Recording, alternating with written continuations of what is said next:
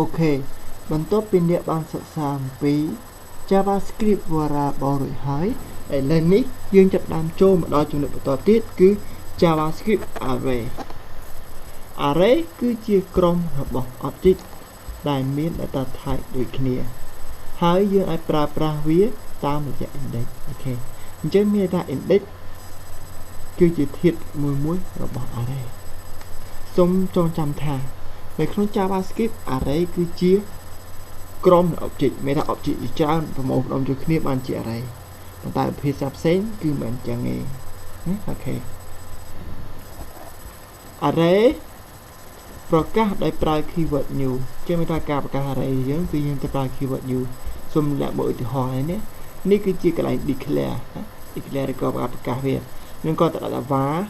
my array ស្មើជាមួយ new array អញ្ចឹងយើងបានប្រកាស array មួយឯងប៉ុន្តែ array ហ្នឹងមិនតមានប៉ុន្មានធាតុយើងអត់ដឹងទេណាយើងដឹងថានឹងវាជា array តែមិនតដឹងថាវាមានប៉ុន្មានធាតុទេតើយើងអសានឡាយវាឲ្យអស់មិនដឹងថាមានធាតុដូចគេហៅថា array ទី0ស្មើជាមួយ view អញ្ចឹងវាដើម assign តម្លៃឲ្យ array ទី1អញ្ចឹងមានមួយធាតុសូមចងចាំថា array គឺចាប់ដើមពី index ទី0ទៅអានេះគឺធាតុទី0ទៅនេះតើធាតុទី1គឺស្មើ value 2ធាតុទី2គឺស្មើ value 3អូខេណាចឹងហ្នឹងឯងអញ្ចឹង array យើងមកដល់ពេលនេះគឺមាន3ធាតុ1 2 3 index របស់វាគឺមានពី0រហូតដល់2តែមាន3ធាតុចាំកុំច្រឡំគ្នាមាន3ធាតុមាន array យើងគឺមាន3ធាតុណាប៉ុន្តែ index វាទៅត្រឹម2ឯងព្រោះវាចាប់ដើមពី0មក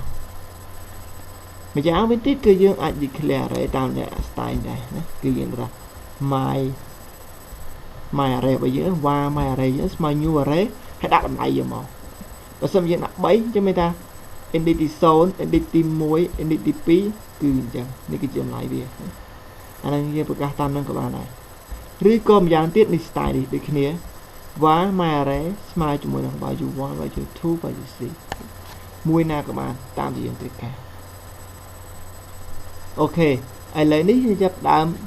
អនុវត្តនៅក្នុងការសរសេរកូដមើលតើ array យើងសរសេររបៀបម៉េចគេណាដើម្បីចេញតម្លៃមើលទៅដូចចេះអូខេឥឡូវនេះខ្ញុំចាប់ដើមតែម្ដងខ្ញុំសុំ minimize ទៅសិនបន្តមកទៀតសុំចូល source របស់យើងមេរៀនទី2នេះឥឡូវនេះគឺខ្ញុំសូមបង្កើត file មួយ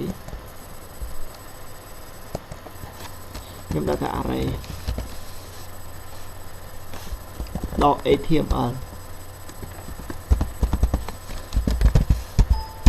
ខេហើយបន្តមកទៀតខ្ញុំចាប់ដើមបើកវាអូខេឥឡូវនេះគឺខ្ញុំបើកវាជាមួយ node page ប៉ុន្តែ node page គឺខ្ញុំបើកច្រើនដងហើយឥឡូវនេះគឺខ្ញុំសូមបើកវាជាមួយនឹង node page plus វិញម្ដងអូខេហើយចាប់ដើមតែម្ដងខ្ញុំសូមបើកកម្មវិធី node page plus របស់ខ្ញុំសិននេះបើសិនបើយើង right click ទៅ open មានគឺយើងដាក់មកប៉ុន្តែបើអត់មានទេគឺយើងចាប់ទាញអូខេចប់ជាការស្រេចនេះនៅពេលកុំព្យូទ័រហើយពេល install ហើយគឺយើងគ្រាន់ right click មក open with node page plus តែកុំព្យូទ័រខ្ញុំហើយវាអត់ស្គាល់មកទៅវាអត់ចេញវាចេញមកអត់ចេះចេញគាត់បើកឲ្យចាប់ទាញដាក់ទៅគឺជាការស្រេចមិនជាបញ្ហាទេណា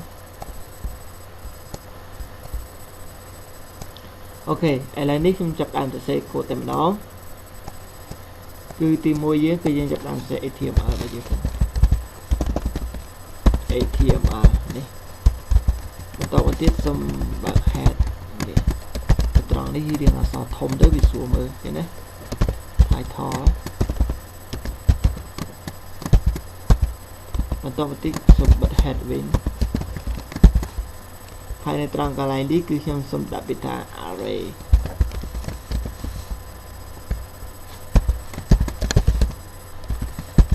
បើក body បិទ body វិញអូខេបន្តមកទៀតខ្ញុំតាមបិទចុងក្រោយ TMR ឥឡូវនេះគឺខ្ញុំសូមចាប់ផ្ដើមបង្កើត array ទៅគឺយើងដាក់complete តាមមែនទៅដល់បង្កើត array យក direct នៅកន្លែងហ្នឹងមកទេត្រូវសរសេរវាក្នុង script block អូខេណា Java C ទាំងអស់គឺសរសេរក្នុង C ដកលើកលែងតែ inline code យើងសរសេរជាមួយនឹង event របស់យើងអញ្ចឹងអានេះខ្ញុំដាក់ថា text slash ជាមួយ Java script គេនេះប៉ុណ្ណឹងបន្ទាប់មកទៀតគឺខ្ញុំចាប់ដើមប្រកាស array មានvar arr គេ my អញ្ចឹងមានថាគឺខ្ញុំចាប់ដើមប្រកាស array មួយហើយខ្ញុំដាក់ស្មើជាមួយនឹង new array របស់យើងបើសិនបើយើងសរសេរអញ្ចេះគឺវាខុសពីព្រោះនេះរបស់យើងគឺយើងត្រូវសរសេរអក្សរធំបើយើងសរសេរអក្សរតូចគឺវាខុសហើយចាំណា JavaScript គឺ case sensitive ប្រកាន់អក្សរធំនិងអក្សរតូចនេះអញ្ចឹងខ្ញុំប្រកាស array មកហើយខ្ញុំចាប់ដើម assign តម្លៃវាណាអូខេខ្ញុំដាក់ថា arr my array គេណា my ធាតុទី0គឺខ្ញុំឲ្យវាស្មើជាមួយនឹង3ខ្ញុំទុក3 2 arr ធាតុទី1ឲ្យវាស្មើ8 9 arr ធាតុទី2យកមកធាតុទី2គឺខ្ញុំស្មើវាស្មើ50អញ្ចឹងគឺខ្ញុំបាន array មួយណាបន្តមកទៀតគឺខ្ញុំចាប់ដើម output តម្លៃ array ចេញមកអូខេគឺជាសរសេរមក script ដូចគ្នា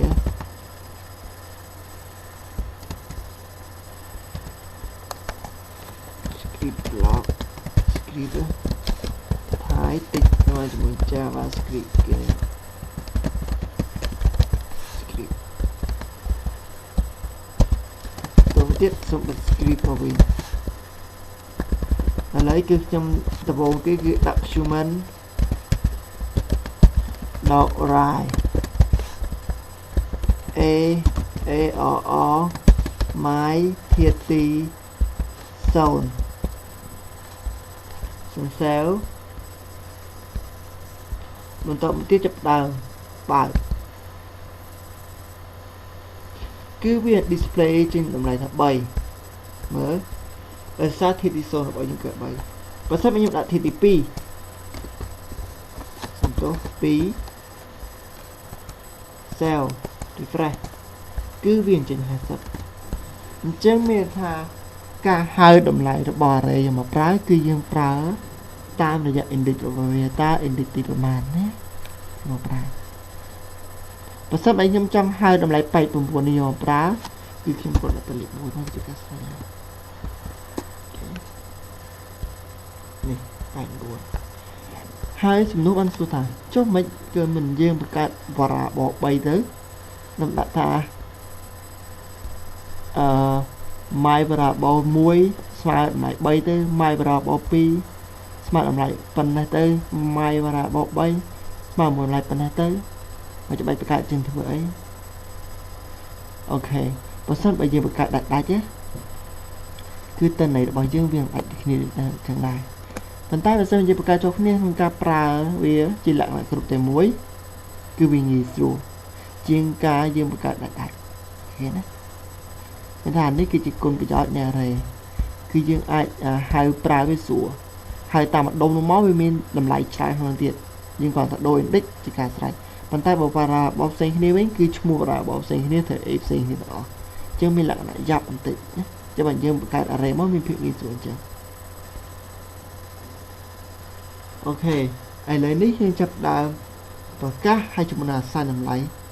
តាមរបៀបទី2របស់យើងវិញ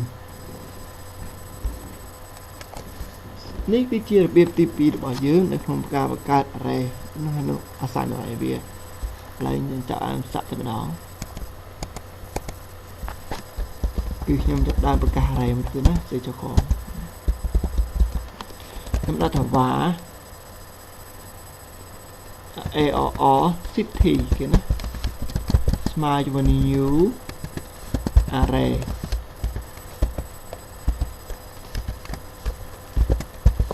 បន្ទាប់មកទៀតខ្ញុំដាក់ថា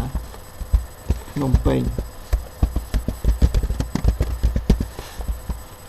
comma មួយមកគឺខ្ញុំដាក់ថា Hong Kong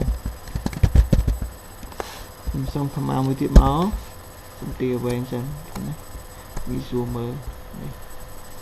អូខេ Hong Kong តបទីគឺខ្ញុំសុំដាក់ថា Tokyo តបទីខ្ញុំសុំដាក់ថា New York ទី3សុំដាក់ថា Paris នេះឥឡូវនេះគឺខ្ញុំ sell បន្តមកទៀតគឺខ្ញុំចាប់ផ្ដើមធ្វើការហើយតម្លៃយកមកប្រើណាមួយយើងត្រូវចងចាំថា array គឺចាប់ផ្ដើមពី index ទី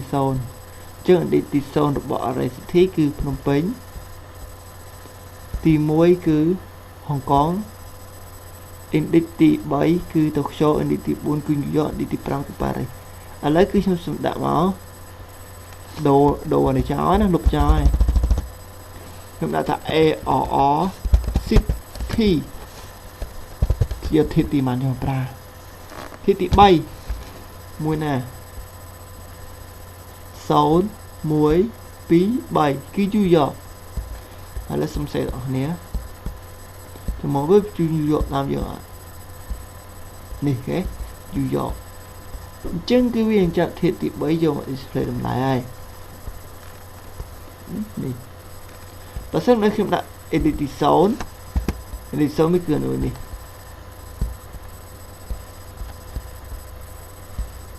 នេះគឺភ្នំពេញអញ្ចឹងមានថា array របស់យើងគឺយើងប្រើជាលក្ខណៈគ្រប់ operable នេះដូចករណីចេះឯងថាយើងភ្នំពេញ Hong Kong នេះ city ឯងបើសិនបើយើងបង្កើត variable ដាក់តម្លៃវាគ្នាវាយ៉ាប់ដាក់យើងត្រូវបង្កើត variable city 1 គឺភ្នំពេញ city 2 គឺ Hong Kong city 3 គឺ Tokyo អញ្ចឹងយ៉ាប់ដាក់ដូចគ្នាតែវា array នៅជាប់គ្នាមកដូរទៅ index គឺជាការស្រេចណាអញ្ចឹងវាមានភាពងាយស្រួលសម្រាប់យើងហើយចំពោះការបង្កើត array តាមវិធីទី 3 នោះនេះគឺដូចជាវិធីនេះដែរគឺយើងគ្រាន់តែដូរកន្លែងនេះគឺដាក់ថាដាក់ស្នែងបិទគ្នាបើកគ្នាបន្តិចគឺជាការស្រេចដែរនេះមិនមានអីច្រើនទេ